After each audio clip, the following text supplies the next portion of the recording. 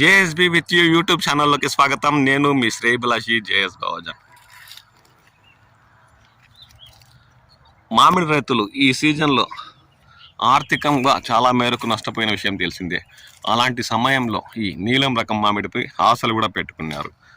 కానీ వ్యాపారుల సిండికేటో లేదంటే సహజ సిద్ధంగానే ధర లెక్క వారు అలా చెబుతున్నారో తెలియదు. కానీ నీలం రకం మామిడి మాత్రం ఇంకా సీజన్ చివరి దశకు చేరుకుంటున్న అవే ధరలతో దాముల్తురు మ్యాంగో మార్కెట్లో కొనసాగుతున్నట్టు రైతులు పేర్కొంటున్నారు.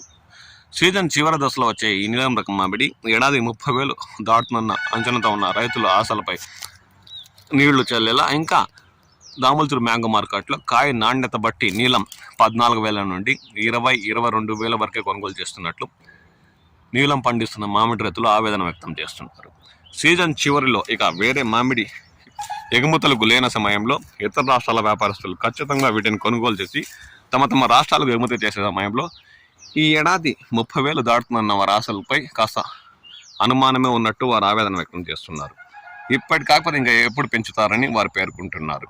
18,000, 20,000, 22,000 వరకే దాముల్తురు మ్యాంగో మార్కెట్లో నీలం రకం మామిడి ధరలు కొనసాగుతున్నట్లు వారు పేర్కొంటున్నారు.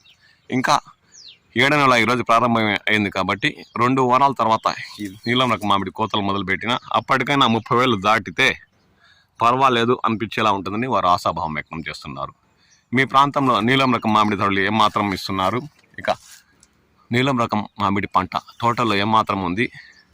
ఈ ఏడాది 30,000 దాటే అవకాశం ఉందా అన్న విషయంపై మీ విలువైన అభిప్రాయాలు పంచుకోండి. ఎందుకంటే ఇప్పటికే ఈ సీజన్లో టేబుల్ రకాల ధరలు బంగినపల్లి ప్రారంభంలో ఉన్న 50,000 చివరిలో 20, 22, 24, 30,000 లోపే కొనసాగిన విషయం కూడా తెలిసిందే.